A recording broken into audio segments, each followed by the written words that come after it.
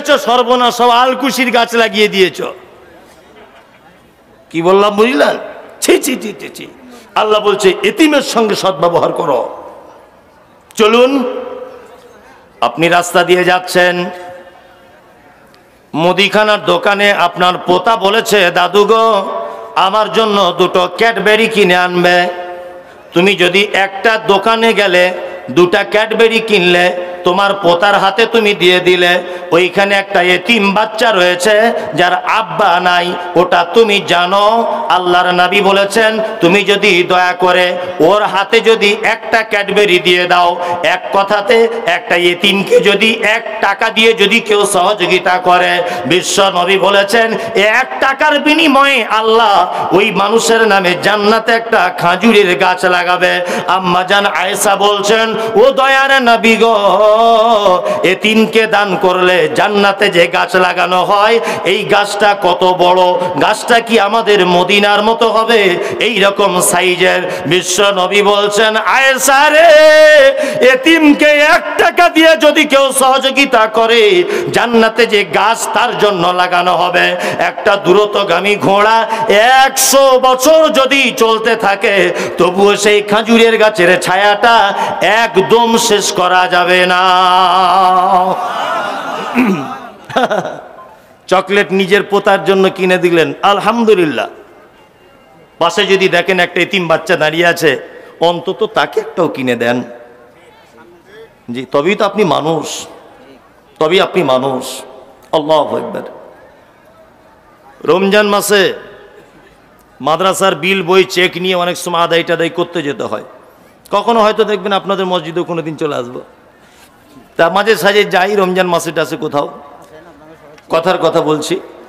তা অনেক মানুষ দান ধন করে, অনেক মানুষ করে, আবার কিছু লোক আছে তা বলছে যে সবই যদি গরিব মিসকিনদেরকে দিয়ে দেবো তো আমার বেটারা কি করবে,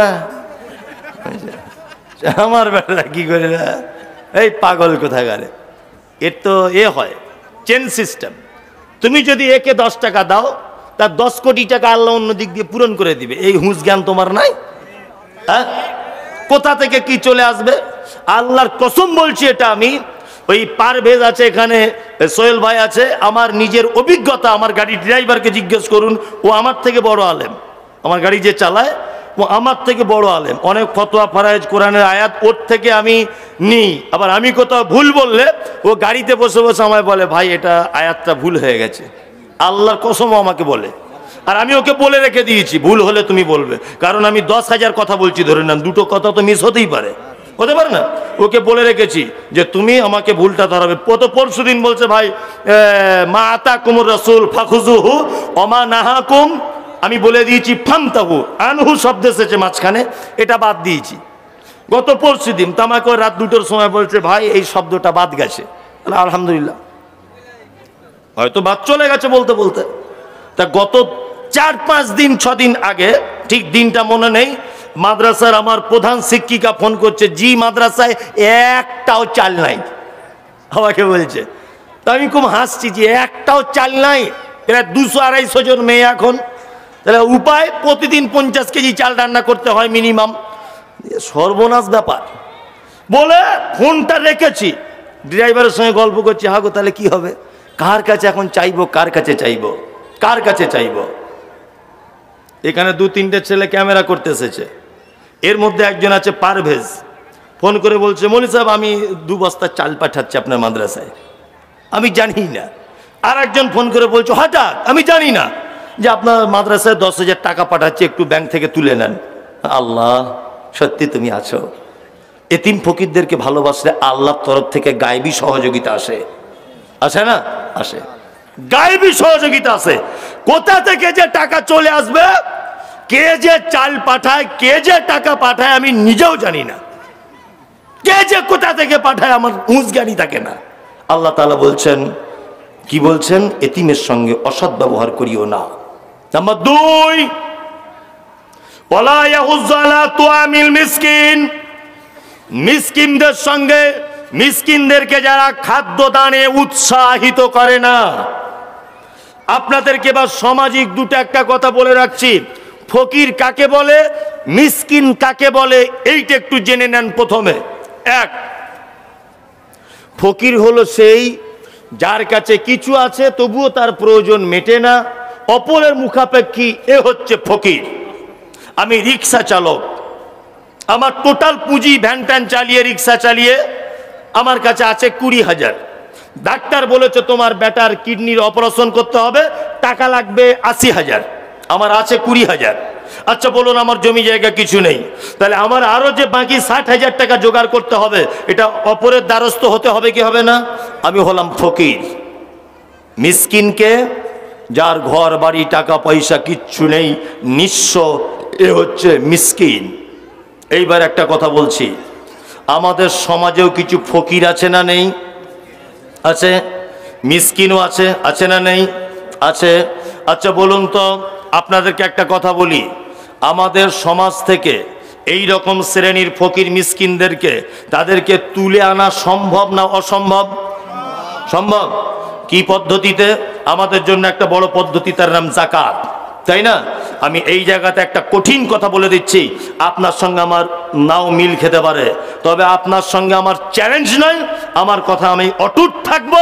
আপনি আমার কথা যদি করাত দিয়ে কেটে দেন তবু আমার কিছু করার নেই, আর যদি আপনার ক্ষমতা থাকে আপনি কেটে দেন। আমি পড়াশুনো করে জেনে বুঝে তবে আমি কথাটা দাবিয়ে দিয়ে বলছি, আপনি হুঁশমোটা করে কেটে দেওয়ার চেষ্টা করবেন না। এক, আচ্ছা বলুন আপনাদের গ্রামে একটাও ফকির আছে? হাতটা তুলুন একজন, যে একজন আছে, নাম বলতে হবে না, সে লজ্জা পাবে। আছে? আছে। আপনার গ্রামের নাম কি? কোটারডাঙ্গা। ও পোটারডাঙ্গা, তাই তো? ও গোটাডাঙ্গা, যাই হোক, গোটারডাঙ্গা। ওদের গ্রামে কটা ফকির? দুটো, তাই তো? আচ্ছা তোমার গ্রামে বসবাস করে কতজন? 300 জন। বলুন এই 300 জনের জাকাতের টাকা, 300 জন ধরে নেন জাকাত দেয় না, তার জন্য 100 জনের তো জাকাত হয়। এই 100 জনের জাকাতের টাকা যদি ওই 2 জনের মধ্যে যদি বিলি বন্টন করা হয়, বলুন তো গ্রামের ভিখারি দুটো সচ্ছলতায় আসবে কি আসবে না? আসবে, আসবে। এই সিস্টেম চালু করুন। জাকাত দেওয়ার সময়তে ওই 20টা বহরমপুর থেকে শাড়ি কিনে এনে বিলি করছে। শাড়ি তুমি কিনতে গেলে কেন? ওটা তোমার বাপের টাকা নাকি? ওটা গরিব মানুষের টাকা, টাকাই তোমাকে দিতে হবে। সবাই যদি ওকে শাড়ি কিনে দেয় তো কি ঈদের দিনে শুধু সাবান কিনে গায়ে মাখবে, রান্না বান্না করবে না? কেন শাড়ি দিতে হবে কেন? ওর টাকা ওকে বুঝে দেন, ও টাকা নিয়ে শাড়ি কিনবে না ব্লাউজ কিনবে না সিমাই কিনবে না ও মোবাইল কিনবে না ওর বেটার স্কুলের বেতন দিবে, ও বুঝবে। শুনুন আর একটা কথা বলি, ওই গোটা গ্রাম না কি বলছে, ওই 2 জনকে যদি সবাই 10 টাকা 20 টাকা করে দেয়, বলুন তো সারা জীবন ওর অভাব মিটবে? মিটবে? মিটবে না। তো 2 জনের জাকাতের 50,000 টাকা 2 জনকে দেন না, 1 লাখ। 50,000 দিয়ে বলুন এই তুই একটা ভ্যান কেন, ফুচকার ব্যবসা কর, আর তুই একটা টোটো গাড়ি কিনে চালা, ভিক্ষা করলে তো চাম তুলে দেবো। প্রত্যেক বছরে যদি আমরা গ্রামের 2 জন করে ভিখারির যদি এই দায়িত্ব নিতে পারতাম আমাদের জাকাতের অর্থ দিয়ে, তাহলে বলুন আমাদের মুসলিম সমাজে ভিখারি আর থাকতো? থাকতো না। আমরা সামাজিক সব কাজ করি, ঈদগাহ করতে হবে, মাদ্রাসা করতে হবে, মসজিদ করতে হবে, লাইব্রেরি করতে হবে, এই সব ব্যাপারে কারো কোনো চিন্তা ভাবনা নাই।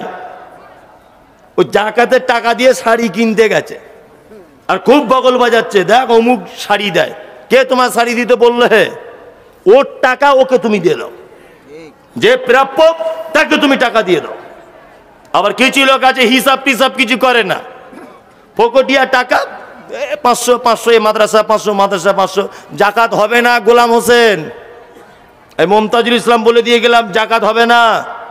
মুহুরি নিয়ে হিসাব করে যত টাকা হবে তত টাকা বার করতে হবে, এর নাম জাকাত। মুহুরি নিয়ে হিসাব করতে হবে। কাপড় কেনার যখন এতই ঢং, জাকাত দেওয়ার পরে যে মালটা থাকবে সলিড, ওই সলিড থেকে তুমি কাপড় কিনে কিছু সাধারণ দান করো। কি বললাম বুঝলেন না? দান করুন, অসুবিধা নাই। আল্লাহ তাআলা বলছেন, কি বলছেন? আর আইতাল্লাযী ইউকাজ্জিবু বিদ্দীন ফাযালিকাল্লাযী ইয়াদউল ইয়াতীম ওয়া লা ইয়াহুজ্জু আলা তুআমিল মিসকিন ফাওয়াইলুল লিল মুসাল্লিন। এই জায়গাটায় মারাত্মক আলোচনা। আল্লাহ তাআলা বলছে জাহান্নাম কাদের জন্যে? ফাওয়াইলুল লিল মুসাল্লিন, ওয়াইল নামক জাহান্নাম নামাজীদের জন্যে। ঠেলা সামলান। এখন বলছে যে এই মৌলভী সাহেবটারই দরকার ছিল, বা নামাজীদেরকে জাহান্নাম ভরে দিয়ে চলে গেল, আর আমরা পড়ি না, আমরাই তাহলে ভালো, তাই না? আল্লাহর ভাষা, আল্লাহ বলছে যারা নামাজ পড়ে এদের জন্য জাহান্নাম। সব নামাজি নয়, আল্লাহ নামাজিদের দুটো চরিত্র বর্ণনা করেছেন। কি? আল্লাযীনাহুম আন সালাতিহিম সাহুন, যারা তাদের নামাজে অস্বস্তি, মানে কোনো এনার্জি নাই, নামাজ পড়ছে পড়ছে পড়ছে পড়ছে পড়ছে যেন ধানের গরুর গাড়ি চলছে, নামাজ পড়ছে, কোনো এনার্জি নাই, লস এনার্জি এবং অমনোযোগী, এদের জন্য জাহান্নাম। গত এক সপ্তাহ 10 দিন আগে ওমরপুর মঙ্গলজন বলে একটা জায়গা আছে, মঙ্গলজন মানে ওমরপুরটা পার করি বাম দিকে মঙ্গলজন, ওই মসজিদে নামাজ পড়াচ্ছিলাম আসরের, আজকেও ওখানে ছিলাম, গতকাল জুম্মা পড়িয়েছি ওখানে, তা আসরের নামাজ পড়াচ্ছি, হাত বেঁধেছি, নামাজ শুরু হয়ে গেছে, 2 রেকাত না 1 রেকাত হয়েছে, একটা লোকের মোবাইল বাজছে, 2 বার কেটে দিল, তারপরে ফোনটা ধরে বলছে बाद में फोन कीजिए अभी हम नमाज में खड़े हैं। নামাজে দাঁড়িয়েই বলছে, মানে বিহারি লোক, যে পরে ফোন করে এখন আমি নামাজে দাঁড়িয়ে আছি, কেটে দিচ্ছি, বুঝতে পারছো না? নামাজ পড়তে পড়তে বলছে। তো মনে মনে বলছে যে নামাজ পড়তে পড়তে যদি এই করে, নামাজের বাইরে হলে তাহলে তোর মা বোনের কাছে চলে যেত। ছি ছি ছি ছি ছি। কিছু লোক আছে নামাজ পড়ছে, টুপি দিতে মাথায় মনে নাই, তা ভালো, টুপিটা মনে নাই যখন অসুবিধা নাই, টুপি তো ফরজ নয় যে দিতেই হবে, ভুলে গেছে, ওই অবস্থায় হয়ে যাবে, অসুবিধা নেই। ওর যখন মনে পড়েছে তখন টুপিটা বার করছে, এরকম করে বার করলি চটপট লাগিয়ে এটা হলো, জুত করে ফুঁক দিয়ে ফুলিয়ে তবে মাথায় দিচ্ছে। এই গোলাম হোসেন, নামাজ হবে না, একদম নামাজ হবে না, কারণ নামাজের ভিতরে কোনো কাজ করা চলবে না। টুপি পড়া এটা কি কাজ? আর একটা কথা বলছি, পবিত্র আল কোরআনে এটা আছে, ইন্নাস সালাতা তানহা আনিল ফাহশাই ওয়াল মুনকার, নিশ্চয়ই নামাজ নামাজীকে মন্দ কথা ও কাজ থেকে বিরত রাখে। এটা আছে না নেই? আছে। আপনাদের এলাকায় একটা লোক 60 বছর নামাজ পড়ছে, তবুও সুদের টাকা খায়, পরের জমি ফাঁকি দিয়ে নেয়, বোনের জমি ফাঁকি নিয়ে নেয়, ভাইকে মারে, আবার জমির আল কেটে বেঁকিয়ে দিয়ে মসজিদে এসে বলছে কাতা সোজা করে নাও, ওইদিকে আল বেঁকিয়ে এসেছে না, আল ওদিকে বেঁকিয়ে দিয়ে জমি 5 হাত বাড়িয়েছে, আর মসজিদে এসে বলছে সবাই কাতার সোজা করে দাঁড়াও। কি আশ্চর্য ব্যাপার! আচ্ছা বলুন তো, রসুন খেয়ে কাঁচা পেঁয়াজ খেয়ে মসজিদে যাওয়া যায়? যদি কেউ যায় তো ইমাম সাহেব কি বলে, এই বেরো, তুমি কি জানো না নাকি, যাও। কাঁচা পেঁয়াজ খেয়ে জুম্মার দিন মসজিদে এসেছে, হ্যাঁ, ও কাঁচা পেঁয়াজ খেয়ে এসেছে বলে ওকে লাথি মেরে বার করলো, আর পাকা সুদখোর ফাঁস কাতারে বসে আছে, বুঝলেন না? সবাই জানে ও পাকা সুদখোর, অথচ প্রথম কাতারে বসে আছে। এই তো আমাদের বিচার। তার মানে কাঁচা পেঁয়াজ জায়েজ না না জায়েজ? জায়েজ। আল্লাহ নবী শুধু নামাজের জন্য বলেছেন, অন্য অন্য নামাজিদের কষ্ট হবে তাই, যে নামাজের টাইমে তোমরা খেয়ে যেও না, এমনি বাড়িতে খান, 1 কেজি করে আদা রসুন খান না, কে নিষেধ করেছে আপনাকে? কিন্তু নামাজের আগে কাঁচা পেঁয়াজ রসুন খেয়ে যেতে পারবে না, তাহলে ওটা হারাম নয়, ওটা একটা কারণে নিষেধ করেছেন হযরত মুহাম্মদ। অথচ সুদখোর বড় বদমায়েশ তারা নামাজে দাঁড়িয়ে আছে, তারা কমিটিতে রয়েছে, তারা ইমাম সাহেবের ভাত দিচ্ছে, তারা বেশ জুত করে ইমাম সাহেবের সঙ্গে বগলে বগল মিলিয়ে ঘুরছে, তাতে অসুবিধা নাই, আছে? কোনো অসুবিধা নাই। আল্লাহু আকবার। যে কথা আপনাকে বলছিলাম, ফাওয়াইলুল লিল মুসাল্লিন, নামাজীদের জন্য ওয়াইল নামক জাহান্নাম। আমাদের নামাজ কবুল হচ্ছে? অনেক মানুষ আছে না 30 বছর নামাজ পড়ছে, তারপরেও কবুল হয় না, যেমনকার বদমাশ লোক তেমন আছে, আছে না নেই? আছে তো। তার মানে বুঝে নিতে বড় নামাজ কবুল হয় না। এইবার আপনাদেরকে একটা কথা বলে রাখছি, খুব মনোযোগ সহকারে শুনুন। আমি মমতাজুল ইসলাম, আমি কোটি কোটি কোটি কোটি টাকার মালিক, ধরে নেন, অরিজিনাল নয়, ধরে নেন। আর আমি খুব বড় বক্তা, ফেমাস লোক গোটা বাংলার। তা এই গ্রামের একটা লোক আমার বাড়িতে একদিন গেছে ভিক চাইতে, গিয়ে ঠিক এইরকম ভাবে বলছে, আপনাকে আমি বলছি শুনুন। আসসালামু আলাইকুম, আপনার নাম মমতাজুল ইসলাম, আপনি সে 28 তারিখে আমাদের বহরমপুর ভাকুড়িতে জলসা করতে গিয়েছিলেন না? ভালো, আপনার বক্তব্য খুব সুন্দর লেগেছিল। আমি 9টা 20-তে বাস ধরে আপনার বাড়িতে এলাম জিজ্ঞেস করতে করতে, আবার 10টা 20 লোকালে বাড়ি চলে যাব। আমার প্রবলেম হচ্ছে, আমার বড় মেয়েটার কিডনির সমস্যা, ভেলোরে নিয়ে গিয়েছিলাম, ওখান থেকে দেবীশ্রী থেকে RN টগর, ওখান থেকে এখন কলকাতায় ভর্তি করেছি। টাকা পয়সার কিছু দরকার, যদি কিছু সহযোগিতা করতেন তাহলে খুব ভালো হতো। একদমই বলছে। আচ্ছা বলুন তো, ভিক্ষা দেবো না গাছে বাঁধবো? গাছে বাঁধবো, এটাই বলবো যে শালা তোর ভিক্ষা চাবার কোনো সিস্টেম আছে রে? ভিক্ষা চাইতে গেলে কেমন করে চাইতে হয়? ভিক্ষা চাইতে হয় যে আসসালামু আলাইকুম, আপনার নাম মমতাজুল ইসলাম তো? বলতে খুব লজ্জা লাগছে, আমার বাড়ি ভাকুড়িতে, আমার মেয়েটার অপারেশন হবে, খুব বিপদে পড়ে হুজুর আপনার কাছে এসেছি, যদি কিছু সহযোগিতা করতেন খুব ভালো হতো। এই নরম সুরে যদি বলে, আচ্ছা বলুন তো দেখি আমি 5 টাকা দেবো কি দেবো না? দেবো। নামাজ কবুল হচ্ছে না, কারণ ইমাম সাহেব নামাজ পড়াতে পড়াতে বলছে আলহামদুলিল্লাহ রাব্বিল আলামিন জালিন, মনে হচ্ছে ওর পাছাতে ডবল সিলিন্ডারের মেশিন চলছে, এত স্পিডে বলছে। রোজার মাসে মসজিদে তারাবি হয় দেখেছি মোবাইলে, 20 রাকাত তারাবি 35 মিনিটে শেষ হয় কি করে? আল্লাহু আকবার। তবে আপনাদের মসজিদে আজকে তেলাওয়াত শুনলাম নামাজের, আল্লাহু আকবার, জানটা ঠান্ডা হয়ে গেল। কে করলো তেলাওয়াতটা জানি না, কে? হাফেজ স্যার, আপনি? হাফেজ সাহেব, আল্লাহু আকবার, এত সুন্দর করে তেলাওয়াতটা করলেন। এরকম তেলাওয়াত না হলে সত্যি নামাজ পড়তে ভালো লাগে না, তাই না? অনেক সময় নামাজের তৃপ্তিটা তেলাওয়াতের সঙ্গে ব্যাপার থাকে। আল্লাহু আকবার। আল্লাহ ওই হাফেজকে তুমি হায়াতে তাইয়্যিবা দান করো, বলুন আমিন। আমি কখনো কখনো এই রাস্তা দিয়ে যাই, কখনো নয় সপ্তাহে 4-5 দিন যাই। এতদিন চানা পরিচয় ছিল না, এবার মগরিবের নামাজটা এখানে মাঝে সাঝে ঢুকবো ওই কেরাতটা শোনার জন্যে ইনশাল্লাহ। জি, তাহলে নামাজ কবুল হচ্ছে না, ধীর স্থিরতা কে করতে হবে? আলহামদুলিল্লাহি রাব্বিল আলামিন, যাবতীয় প্রশংসা তোমার জন্যে, তুমি অসংখ্য জগতের মালিক, আর রহমানির রহিম, তুমি দয়ালু, অতীব দয়ালু, মালিক ইয়াউমিদ্দিন, কিয়ামতের দিবসের তুমি মালিক। ইয়্যাকা না'বুদু, তোমারই ইবাদত করি, ওয়া ইয়্যাকা নাস্তাঈন, তোমার কাছেই সাহায্য চাই। ইহদিনাস সিরাতাল মুস্তাকিম, আল্লাহ তুমি আমাকে সহজ রাস্তা দেখাও। এটা আমরা নামাজে বলি কি বলি না? ইহদিনাস সিরাতাল মুস্তাকিম বলি কি বলি না? বলি। আল্লাহ তুমি আমাকে সহজ পথ দেখাও। আচ্ছা বলুন তো, এর পরেও আমরা সহজ পথ পাচ্ছি না? কারণ আল্লাহর কাছে যে সূরা ফাতিহা মানে ভিক চাইছে, ভিক চাওয়ার পদ্ধতি খারাপ। একটু ধীরে ধীরে বলবেন। ইহদিনাস সিরাতাল মুস্তাকিম সিরাতাল্লাযীনা আন'আমতা আলাইহিম গায়রিল মাগদুবি আলাইহিম ওয়ালাদ-দাল্লিন। 7টা আয়াত 7 দমে ধীরে ধীরে ধীরে ধীরে করুণ ভাবে বলবেন, তবে কবুল হবে। নামাজে অমনোযোগী হবেন না।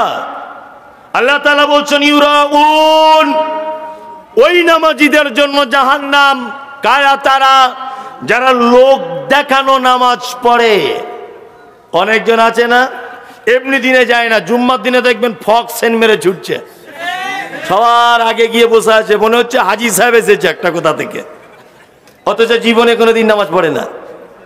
কি বললাম বুঝলেন না? কোনোদিন নামাজ পড়ে না, লোক দেখানো নামাজি। এর জন্য কি? ওয়াইল নামক জাহান্নাম। আল্লাহ তাআলা লাস্টে বলছেন, কি বলছেন?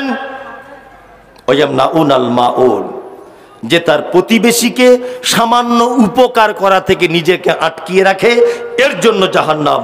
এই মমতাজুল ইসলাম, আপনার দেওয়ালে একটা কুঞ্চির বোঝা বা আমার সাইকেলটা টেক লাগিয়ে রেখে দিয়েছি, আপনি গিয়ে ছুঁড়ে ফেলে দিলেন, আপনার ঈমান চলে যাবে।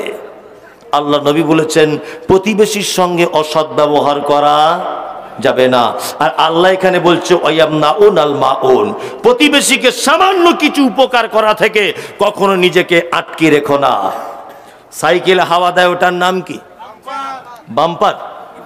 ও পাম্পার পাম্পার, বাম্পার বলে হয়তো এদিকে, পাম্পার পাম্পার পাম্পার। আপনার বাড়িতে একদিন আনতে গেলাম, সোহেল ভাই পাম্পারটা একটু দেন না, হাওয়া দিব। তা সোহেল তখন বলছে পাম্পারের ও আষাঢ়টা নষ্ট হয়ে গেছে, অথচ কিছুই হয় নাই। কি বললাম বুঝলেন না? অথচ কিছুই হয় নাই। আমার বাড়িতে কল নাই, তা আপনার বাড়িতে আমার বউ দুদিন পানি আনতে গেছে, তা আপনার বউ মিষ্টি করে বলছে বুবু আজকে দুদিন ধরে পানি নিচ্ছ, আর আসিও না আমাদের কলে। বলছে কেন? বলছে কল খারাপ হয়ে যেতে পারে। ওদের বাড়ির 40 জন লোক দিন রাত কলটা ধরে চাপাচাপি করছে, তখন খারাপ হয় না, আর আমার বউ দুদিন গেছে খারাপ হয়ে যাবে? হ্যাঁ, ঈদের দিন আমি একটা গরু কিনেছি, কুরবানি দেবো, আমার বাঁধার জায়গা নাই, তা আপনার খামারে 4-5 দিন বেঁধেছি। তা আপনার বউ রাতের বেলা শুয়ে শুয়ে বলছে মমতাজুল হুজুর আমাদের খামারে গরু বাঁধছে, মনে হয় জায়গা দখল করে নিবে। আর এই হুঁসমোটা পুরুষ মানুষ সকালবেলা কুঞ্চি নিয়ে জায়গাটা ঘিরে দিয়েছে। আল্লাহ তাআলা নিজে বলছেন ওয়ায়ামনাউন আল মাউন, যারা প্রতিবেশীকে অল্প জিনিস উপকার করা থেকে দূরে থাকে এদের জন্য জাহান্নাম। কি বললাম বুঝলেন? পানি আটকায় না অনেকজন, হ্যাঁ আটকায় কি আটকায় না? প্রতিবেশীর সঙ্গে কেমন ব্যবহার? মসজিদের বাথরুম ঘর হচ্ছে, আমি বাস্তববাদী লোক, মসজিদের বাথরুম ঘর হচ্ছে, 1 হাত জায়গা একটু যদি ছেড়ে দেয় জমি মালিক ভালো করে হয়, ওকে বারবার বলছে ছেড়ে দাও, বলছে ছাড়বই না। এমন গরম দেখাচ্ছে মনে হচ্ছে ওর কবর হবে ওইখানে। কি বললাম বুঝলেন না? গরিব মানুষ দ্বিতীয় ফন্ডে জমি কিনেছে, প্রথম ফন্ডের মালিককে বলছে ভাই 3 ফুট জায়গাটা দাও, বউ বাচ্চা নিয়ে থাকবো, প্রথম ফন্ডের দাম বেশি কিনতে পারিনি, একটু 3 ফুট রাস্তা দাও। 4 লাখ টাকার জমি, দাম চাইছে 23 লাখ, যাতে কিনতে না পারে।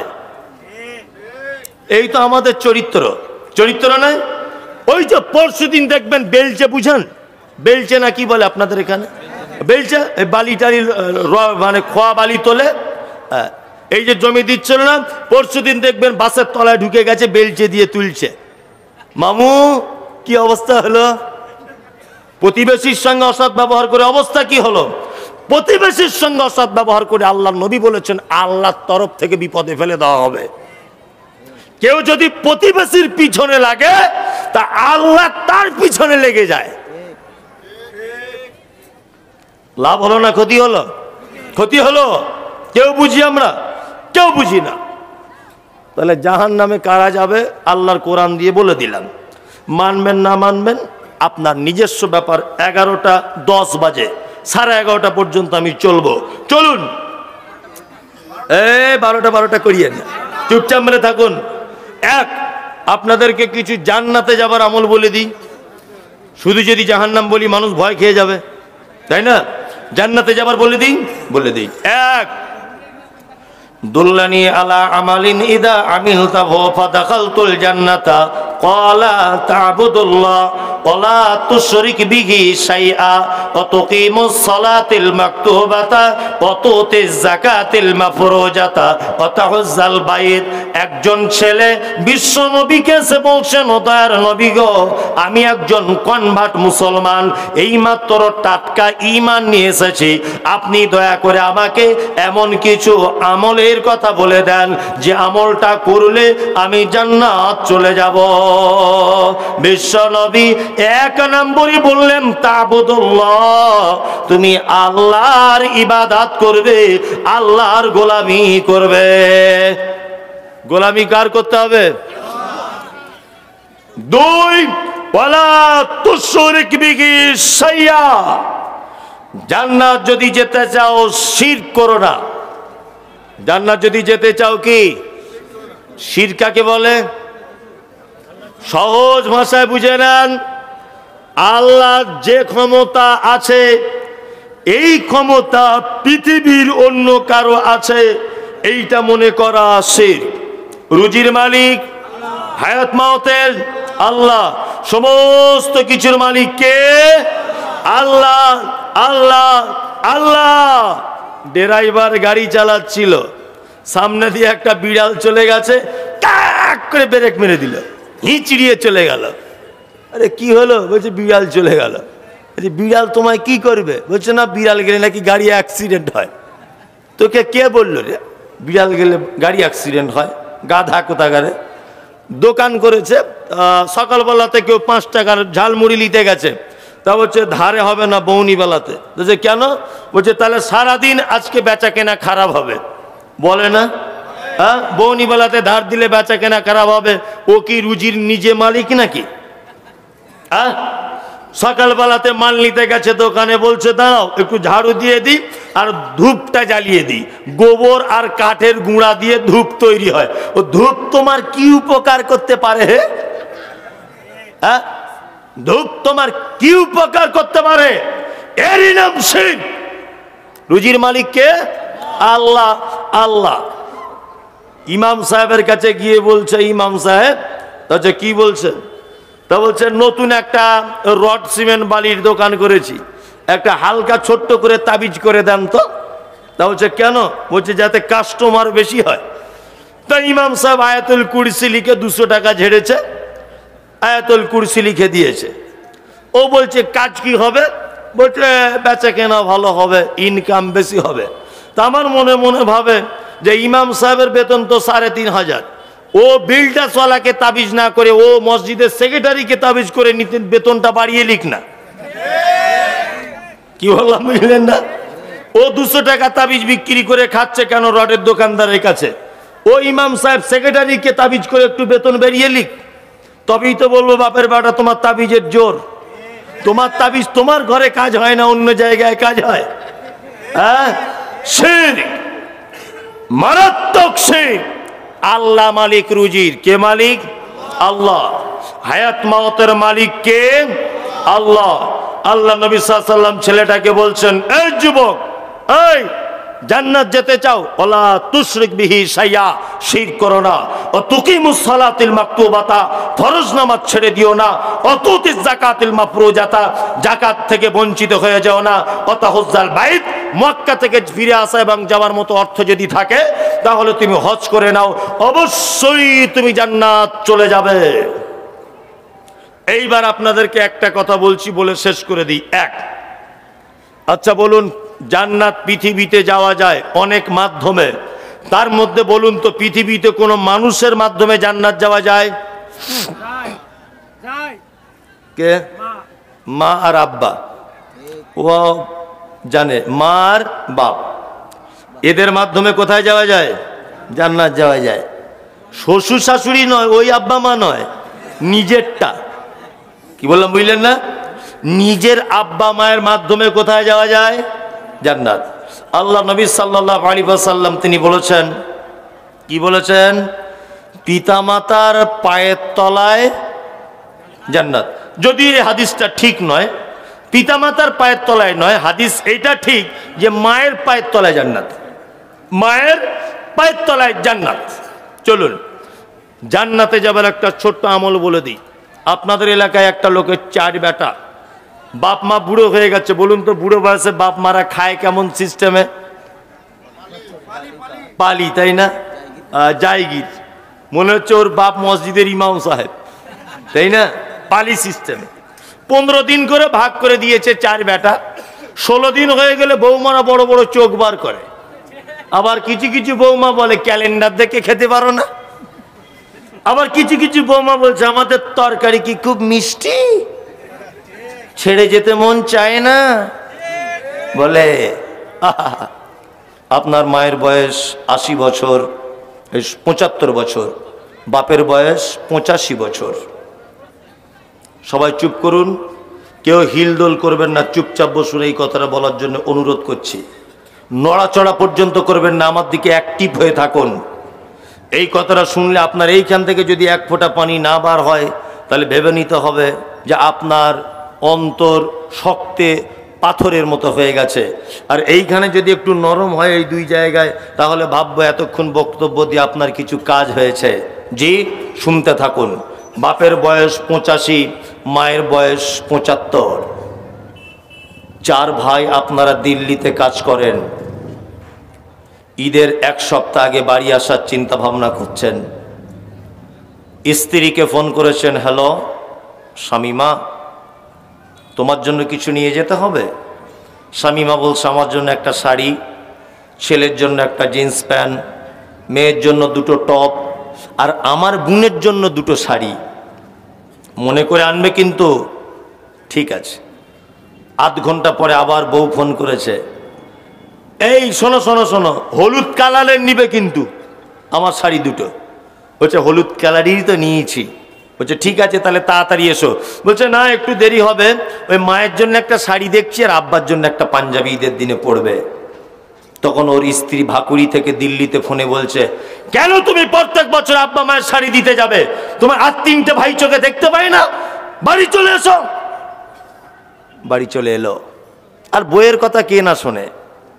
আমি এখানে যতই ফটর ফটর করি, বাড়ি গেলে আর কথা বলতে পারি না একটা। কিছু বললে শুধু বলে তোমার কথা কে শোনে বলো তো? কে তোমাকে প্রধান বক্তা করে ডাকে? বলে মনে মনে ভাবি ওরে সব জায়গায় আমি হিরো, তোমার কাছেই জিরো। কি হেডমাস্টার, কি সাইকুল হাদিস, কি সালাফি, কি নাদবি, কি অমুক কি তমুক। বাড়িতে গেলে কোনো কথা চলবে না। চার ভাই চলে এলো বইয়ের হুমকি শুনে বাড়িতে। ঈদের দিনে মসজিদের মাইকে তাকবীর হয় অনেক জায়গাতে, আল্লাহু আকবার আল্লাহু আকবার, লা ইলাহা ইল্লাল্লাহ, আল্লাহু আকবার ওয়ালিল্লাহিল হামদ।